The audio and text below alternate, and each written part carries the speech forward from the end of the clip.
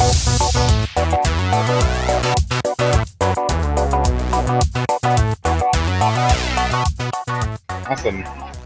All right, looks like we're good to go. So this is going to be our first inaugural ImFit podcast. I think today's topic is our first and our starting fuck-ups. So, not necessarily why we got started into fitness, but the first things we did once we got going. Whether it be your first programs and you started lifting, or how you got into, what diets you follow now. So I think just tonight it's going to be me, and then we have Matthew over here, and then Andrew. So Andrew, if you want to start us off, what did you first start into when you started lifting? Well, I would say the second time that I actually tried to lose weight, which was the most successful time, which is now. I did what everybody does, and I went to a bunch of machines, and I fucked around a lot. It was really awful. The only thing that was a saving grace for me was probably that I did an upper and a lower body, but I don't think I touched squats or deadlifts for at least a year. I was like terrified of them. It was awful. The only thing I actually did was bench press, and even then it was embarrassing. I didn't touch the bar to my chest. I wore gloves. I did everything wrong. I was that guy at the gym for like a good year while I was losing weight. But the first time I did, it was even worse. Is that at least the second time I went to an actual gym. The first time I went to just a little community hole in the wall, and again, just the weird machine circuit. I would just do whatever the fuck I felt like. It was terrible, and that's probably why I fell out the first time. So I had no fucking idea what I was doing, and not that I knew any better the second time, but that first time, it was really bad. I was working out with like old grannies and like people and people from like the live-in disability center down the street, and I was like the strongest guy there just by virtue of the fact that like my legs worked. I was really a shining example of what not to do when you start doing workouts. Well, I mean, did you learn anything from that at least? I think the biggest thing I learned from it was that, especially the second time, was that I kept an open mind and I was willing to try things. Eventually I wandered into the racks, and eventually I learned how to squat terribly, and eventually I learned how to deadlift shitty weights, and that I should touch the bar to my chest when I bench, and stay away from the weird rowing machine in the corner that takes 10 minutes to set up before you even do anything. Well, what about you, Matt? Where'd you start out at? Well, like so many people, I've got that tragic backstory. I got divorced against my will. And, you hit that little depression, and of course you stop eating and you do all the unhealthiest things, all the things that we see people doing on purpose day after day. You go down to eating a cup of yogurt and a handful of nuts, and not exercising, and just sitting in your room and crying and jerking off. And that was me for a couple of months, and yeah, it worked. I mean, I did lose weight, and then I got all skinny fat because of it. Let that be a lesson to the rest of you. That was me for like a week when I was separated. I was the worst. I was just a blubbery idiot for like a week and a half, and then I decided to go do something about it. But yeah, I know that feeling. For me. Yeah, it lasted everyone about a has month. a story like that though. Where, I mean, granted, mine's just like your girlfriend broke up with you. It's okay to be sad a little while, but you got to pull yourself out of it eventually. Mm-hmm. And what better way than to go to the gym? Even if you're doing it badly or doing shitty workouts, or basically just going to posture and trying and failing, then at least it's something, I guess. Yeah. And did you have like a routine that you were trying to do, or did you just kind of wing it? I didn't. I went to the gym. Really, I was living almost right across the street from a Gold's Gym, and I wasn't sleeping very well. I've been a clinical insomniac since I was 14, and it just got worse when I was depressed. So I wasn't sleeping very well, and it was 5 in the morning, and I hadn't slept all night, and I thought, fuck it, why not? what else am I going to do? Just lay here and stare at the ceiling. So I got up and I went to the gym and I signed up at 5 o'clock in the morning. Like, the guy had no idea what to do. He was just some kid who was there to open the door. But he let me in, and I got on cardio machines and did almost 2 hours, like an idiot. Yeah. And then I got off and fell. How many of us did that when we started? Was like the 2-hour cardio, and then you might have gone and done something else. I know I was guilty of that. I would do like an hour or more of cardio, and I would do weights, and I'd be like, ugh. I don't know. I was kind of the proverbial fat kid. I mean, luckily I had a sports background growing up, so track was my main sport. I did it all the way through college. So I was always, since middle school, I've been lifting. I had a decent idea of what I was doing. Me being the genius that I am, since college, gotten into running and the cardio, even if Gavin still makes fun of me for it. But at least when I started to get back into lifting, I had a decent idea in my head of what I should be doing. So I was winging it, but I know, like, you have a leg day, you have a upper body day, whatever, and I could base accessory lifts off of that I should be doing. Which I'm still kind of doing that now. But I was never big into doing programs.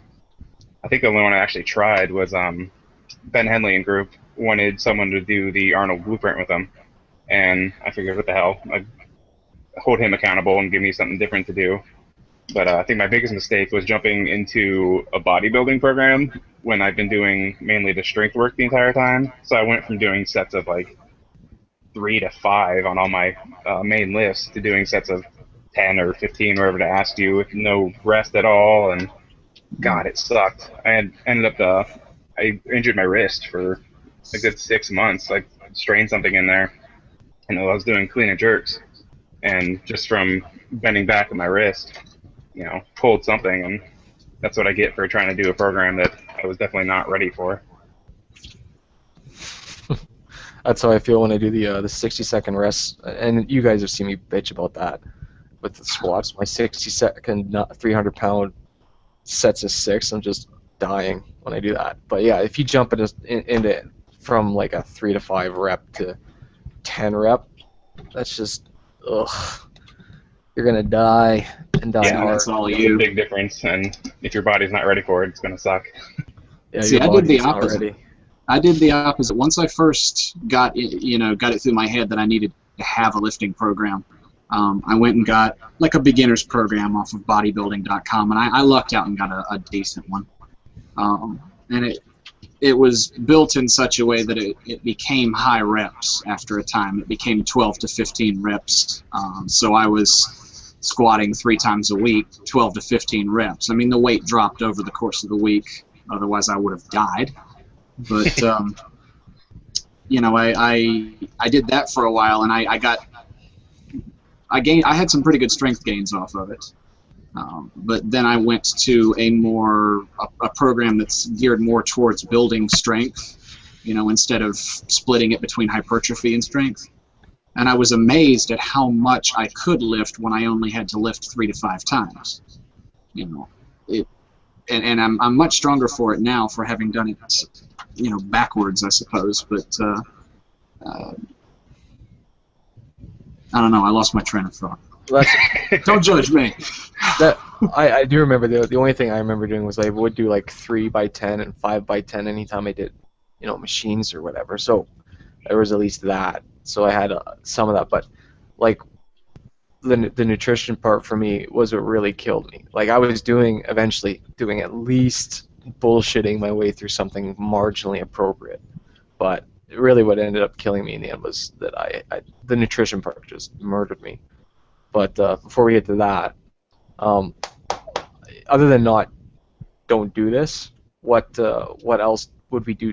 Would we have done differently, or tell people to do differently? Do you think? Yeah. I mean, I think just having, even if it's not the greatest plan, having some sort of plan going in helps out a lot. Especially, once I started recording my weights, because before that I'd go into the gym, have an idea of what I was going to do. Like, it's going to be upper body day, I'll do bench and then whatever. and then I'm kind of making up in my head, like, well, I think I did this much weight last time I was here, so maybe I'll try something like that again. And I feel like you're kind of handicapping yourself after a while if you know, you're not gonna see any progression if you don't know where to start and where to go from there. If that makes any sense. Yeah. Yeah, Well, if you don't, even if you're just bringing a notebook with you to the gym, some shitty little piece of paper and a broken off pencil, as long as you can write something down to compare with from week to week, because if you're that person that goes to the gym and says, I don't really know what I'm doing, I guess I'll do this for a little while, and that machine looks kind of fun, or hey, that guy looks really strong and he's doing that machine, therefore I will be strong if I do that. That isn't going to work for you. You're probably just wasting your time. Yeah, I guess if I had one thing to recommend to people, especially having something written down that you know you're going to do, and then if you're not that comfortable, because I don't know how many times I've seen people say they're afraid of going to the free weight section, get on YouTube, watch some videos. There's thousands of forum videos out there, and if you have a list of what you're going to do, and then you can look up how to do those, you should be pretty confident going in, and no one's really going to pay attention to you unless you ask for help, yeah, And don't be afraid to ask for help. That's why you pay gym dues.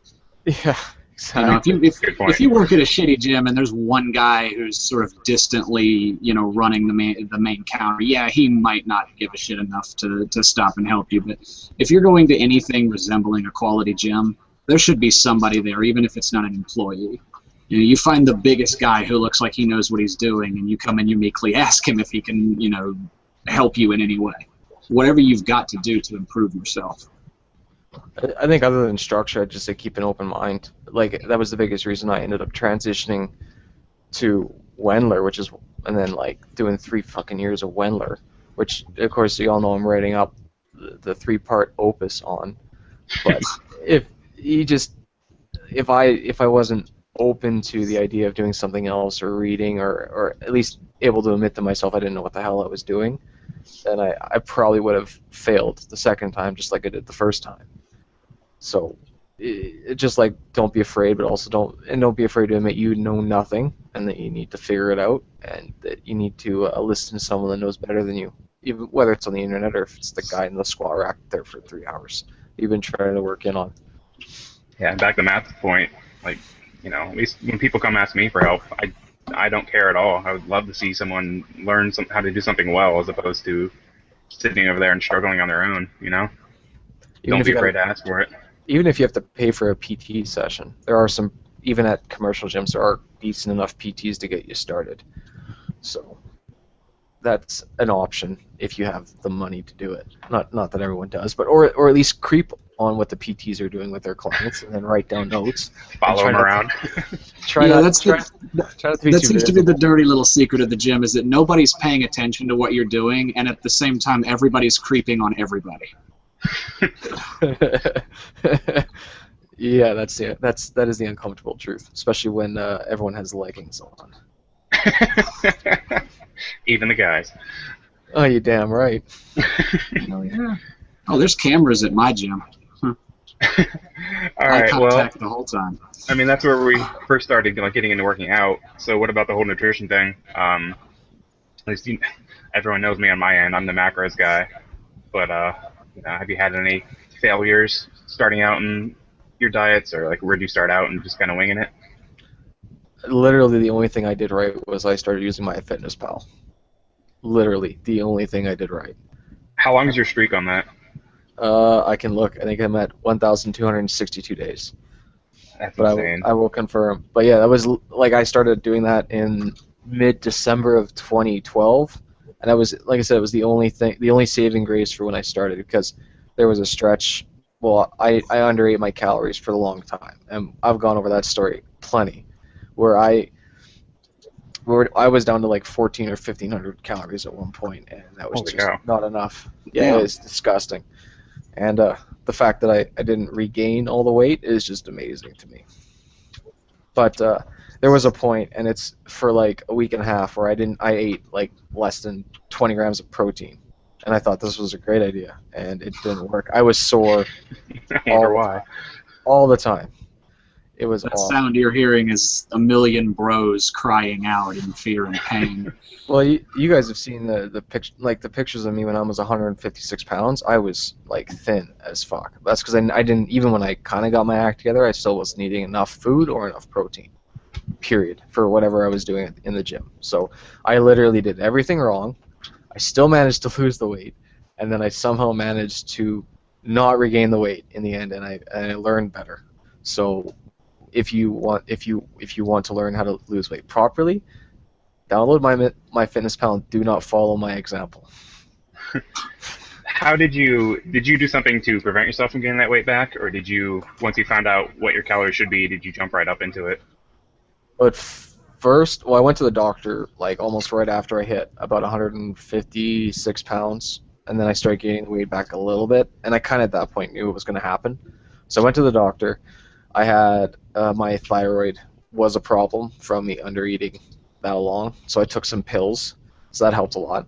But then I did try and kind of ease my way back up to a reasonable calorie level, and at one point I did gain enough weight that I looked a little bit tubby. But then once I kind of got everything sorted out, it evened out. I leaned out quite a bit, and now I'm sitting at a nice, comfortable 185 pounds. But that took me a year and a half at least to fix. Right. What about you, Matt? You said you went all depressed and stopped eating. Yeah, How'd you fix that? at the time I was about 300 pounds. I'm 6'2" to give perspective. So, not morbidly obese, but just generally fat and unhealthy. And I managed, just through sheer dumb luck, to lose a good bit of that doing the 2-hour sessions on the elliptical and the treadmill, and just in the most unhealthy way possible. And the problem with doing that was that, yeah, I lost weight, but I was perpetually skinny fat. I was that pear-shaped guy who just never lost all the weight in the midsection, and was constantly irritated by that. I didn't understand why I couldn't lose weight. Why can't you spot reduce? Why the hell won't you go away, stubborn belly fat? It honestly wasn't until I discovered ImFit, and I think it was you, Chris, that pointed out MyFitnessPal to me. And Go me. yeah, go you. And then from there, it's I had a better experience than Andrew did. Apparently, I was not able to bullshit myself anymore about what I was eating, or how much I was eating, or what the macro contents of what I was eating were. We see a lot of people day in and day out that they think that because they eat foods that they think are healthy, that's enough. Eating a gallon of yogurt is not healthy, even though yogurt is a relatively healthy food. And when I got MyFitnessPal, I had to stop eating all of the excess rice and Chinese food and bullshit that you're able to bullshit yourself and say, oh, well, this can't be that many calories, can it? Yeah, it really can. Yeah, I think that's the biggest thing that's helped me too. Was I think I lucked out. I first started getting kind of back into shape. My family was doing a marathon relay in Pittsburgh. It was just it was a relay distance, but it was split up over 5 people, and I was very out of shape. So just the running for that and cutting back a little bit of my calories and started to lose weight. And that was about the same time I joined ImFit, and I give all my credit to Gavin and Sherlock. I just started listening to what they were talking about, and the macros came up, and I'm sure you noticed someone mentioned MyFitnessPal, and it doesn't necessarily matter what you eat, but if you eat it, you log it, and you account for it, and you adjust what you're going to eat the rest of the day because of that. And from there, it was smooth sailing. So I think I lucked out into getting good advice early on in my weight loss, because I'm 6'3", and I was pushing 290 probably when I first started getting back into it, and I'm 225 now and much happier with how I did, with how things are going. It's amazing, isn't it? How much better it feels. I think the one thing, since MyFitnessPal is kind of the big commonality we all have, is people don't realize that just because we just use MyFitnessPal and we've get everything to fit our macros. It doesn't mean we aren't eating a lot of chicken and rice and shit. Right? Like, I think that's almost like a thing people don't realize. That, yeah, I mean, I ate, a couple days ago, I ate half a pizza to myself, but the next 3 dinners were all chicken and rice with like a little bit of barbecue sauce on it, because it just, that you have that one kind of grody meal, and then you fit it in with everything else, right? If I have a gross dinner that I know is going to be gross and I'm going to feel like a lard ass, I'll eat what looks like a bodybuilding style meal plan for like for the next 2 or 3 days, as almost like a counterbalance. And I think that we'll end up probably having a whole podcast on MyFitnessPal and what people eat and what they should eat, what they shouldn't eat, and all that. But people don't realize, I don't think, that just because we're sitting here going, oh yeah, macros, and you can kind of eat anything you want, you don't really, because it is a zero-sum game. If you eat this, then you can't eat this by process of elimination. But it is easier than people think most times to fit everything together. I had pizza for dinner tonight. I'm not going to have chicken and rice for lunch tomorrow, most likely, but I'll have something.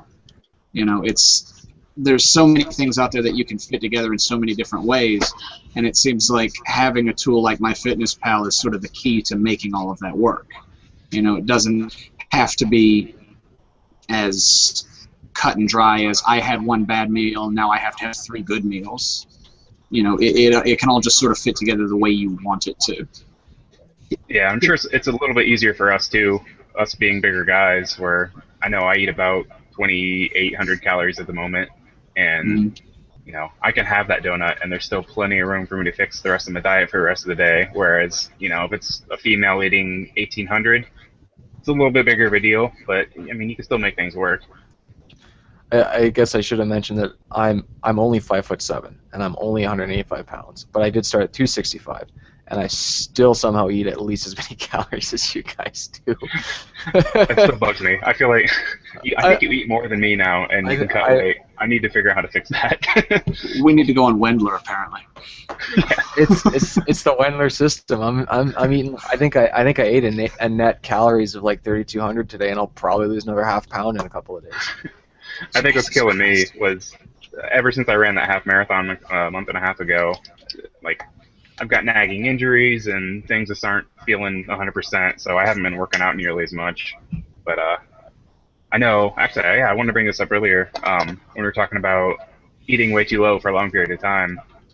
That's when Gavin got me onto Lane Norton's information, this BioLane website and podcast, and his reverse dieting. Because at one point I was down to 2,300 calories, which, I mean, it's not obscene deficit, but it was getting close to my BMR, and I started doing that reverse dieting, and I added at least 800 calories in my diet every day and didn't gain a pound.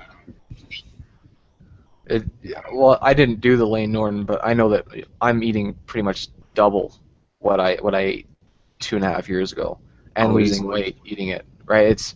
It's amazing how much your body can rebound if you do it right, but it's amazing how much damage you can do if you do it wrong.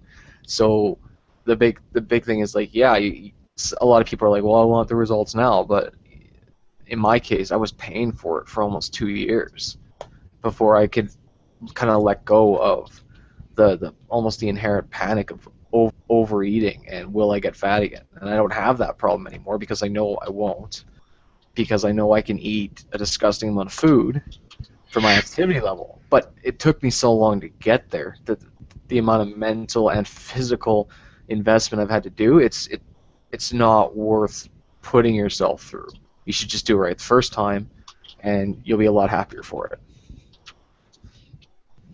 And I think that leads us to another topic is, we see people bring up a lot of diets in group, and while we may not necessarily follow those diets, for the most part, I'm okay with letting people do what they want to do. It's the diets where I think there's potential for harming yourself. I mean, I know it's always a hot button topic, but keto gets brought up a lot, and we strongly suggest you stay away from doing something like that. But First off, Or, Let me, yeah, let go me ahead. interrupt for just a second. Who here hasn't tried keto for at least a week? I actually didn't. Yeah, I Communist. never bothered Really? to I'm try the it. only one? Well, Yeah, I how think did you feel when you did it? I felt like shit. I did it for 2 weeks because my now ex-wife wanted to do it, and I wanted to be a supportive husband. And I, I lost mental clarity. I felt like shit, and I constantly felt like I was dancing around on eggshells about what I could and could not eat. You know, it's, oh, can I have this? Oh God, let me check all of the caloric information and find out if it has carbs. You know, it's just plain not worth it in my estimation for those very reasons, if nothing else. The biggest So reason restrictive. the biggest reason Yeah. I didn't do it was the restriction, because I there was no way I thought that I could do it, right? Because the minute someone asks to go out, oh no, I can't. Well, I can't have carbs, but also the flu, the kettle flu. I'm like, I don't want to have a fucking self-induced flu if I don't have to. That's just Yeah, seems like the I heard Nick's dumbest story. idea. I heard Nick's story pretty early on when I joined the group, and that immediately turned me off from ever trying anything like that. His memory loss and the emotional stuff that was involved with not having carbs for so long. Mm-hmm. Yeah, no thanks. I don't want to hurt myself. Ugh, yeah, no. Yeah, I think I like my beer too much. I think we'll have to address like keto and the 1200 kcal and some of the crash diets. I think in a little more detail in other in future Definitely. podcasts. But Especially when Gavin can join us. yeah, someone with actual science background. Not that it does help that I read a lot of academic journals, but it was all in like sociology. So there's a certain point. There's a certain point when the terminology just loses me, and it's embarrassing. Yeah. Anyway, to get back to my point, not just to rail on keto, like, we see people talk about veganism or vegetarianism. I personally have no issue with that as long as someone makes sure that they get what they need in their body while doing that. It's the people who try to jump on those bandwagons thinking, yeah, I'm not eating meat, I'm going to be healthy. Yeah, but there's other issues there that you'd have to then deal with because of that. It creates a complication that you don't need unless you really want to impose it on yourself. Like, Yeah. If you have ethical qualms over it, more power to you. I can respect that. But don't do it just because. The difference is that these aren't so much diets as they are lifestyles, or at least they're meant to be. You don't go vegan for a time. You go vegan because you want to be a vegan for whatever reason. And if that reason is I think I'll lose weight, then you're just plain wrong. That's not the reason to do that at all. Right. Given some of the vegan and gluten-free foods that I've seen on the shelf, you're not going to lose weight if you're just eating that crap. No shit. It's no better than the regular stuff 3 hours over. That might be a good topic for later on. Have you two talk about a grocery store lifestyle? The sorority house, if nothing else. Oh, I can only imagine the stories. I'd prefer to forget. All right, guys. Well, I know we covered our two little topics that we had listed out, for at least for this introductory podcast. Anything else you want to add while we're here?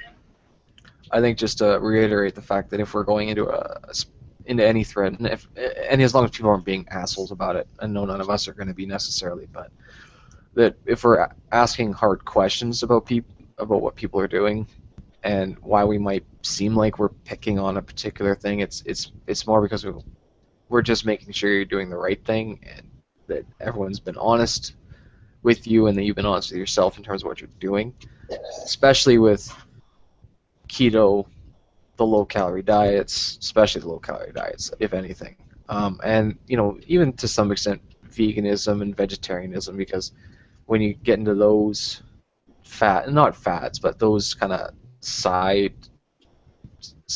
diets, if you aren't doing it right, you're gonna be so fucked. It's that simple.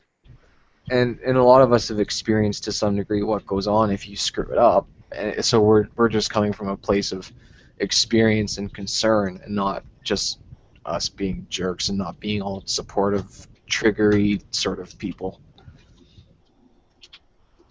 I can get behind that. I mean, if we're speaking up and it seems like we're nitpicking or jumping on one topic. It's probably because we see that all the time. We see it quite often where, I don't even know how to describe it, the 1200 kcal diets, that sort of thing. You're not the first one to post this. You're not the first one to post this week. You're probably not the first one to post this today. And it's not that we want to rail on you for it. It's just that so many times before when somebody has posted it, they've had the wrong idea about it, or they've been misinformed about it, or for whatever other reason we got the impression that perhaps they might not know all the angles. So if we're asking hard questions, it's probably just that we want to make sure that you understand all of the angles. And I know sometimes it seems heavy-handed on our part, especially admins, because we do have an admin chat box and we all talk. Sometimes we all jump into a thread, and it looks like 3 or 4 people are berating you for having this opinion on something. Where, yeah, maybe some of us need to step back when that happens, but we've just seen it so many times and want to make sure that you're approaching your lifestyle in a healthy way. We hate to see you make some of the same mistakes that we did, and have something that's going to potentially take you a few years to fix if you screw it up too bad. So it's all with your best interest in mind, but I know sometimes we can get a little overzealous with some of the topics that come up a lot. Well, bearing in mind too that amongst our group, we all sort of fit into the role of, for want of a better term, expert on a specific subject. If it's the science, it's Gavin. If it's the food, it's probably me. If somebody just needs a biblical style smackdown, we call in Betsy. But that's usually what it is. It's not, oh, come look at this idiot who's posting about this. It's, oh, okay, shit, this has to do with science and food. Matt and Gavin, what are you doing? Can you address this right now? So if it looks like all of a sudden everybody has jumped in, it's probably just that we kind of see how this affects our own wheelhouse. Yeah, and we honestly care about what people do. So yeah, we get a little fired up over some things, but like I said, it's all everyone's best interest at heart. I think it'd be a good problem to have if everyone just succeeded and we wouldn't have to answer these questions, but we know we have to, so we just do, and it's about honesty rather than to some degree worrying about how someone feels about it. Not that we want to hurt anyone's feelings, but we aren't going to sit there and worry about whether you're going to be hurt by us just telling you the truth as much as just getting the truth out there and just trying to get it across to you without being assholes that you really should reevaluate what you're doing. I do have to say that's one of the more rewarding things I've found being in this group for so long. I came on pretty early when it started. Seeing people make progress based on the advice you give them. So I love seeing some of our older group members who give a lot of advice now. They've learned something, or you see the progress they've made in their own lives, and that's awesome. Nothing makes me more happy than to see that. And we would like to see more of it, so just don't take it personally, damn it. All right, on that note, I think we can end this first podcast, and I'm sure we have, well, Andrew, yeah, you have more topics that we took down in that list. Do you have any ideas what we want to do here coming up? I'd say I would guess we're probably going to address a lot of the stuff that we kind of ad-libbed tonight with the 1200 kcal, the keto, whatever you want to call it. Those are, I think, topics that we've already touched on with Conrad and other people putting posts up. So, but it might be worth doing a video and really kind of explaining our own experiences and breaking it down a little bit and using those past posts as good supplements for launch points. And then from there we might actually talk about some routines and stuff. We got a nice big list, but we're always open to suggestions if anyone has a brilliant idea after hearing us talk for a half hour or whatever. Yeah, if you do have any ideas that come up, feel free to send any of the admins a message, and we'll see if we can make something come out of it. All right, you guys have a good night. Oh, yeah, especially Nick. He's a big, cuddly teddy bear. Everybody just go PM him right now. All right, guys, you have a good night. Good.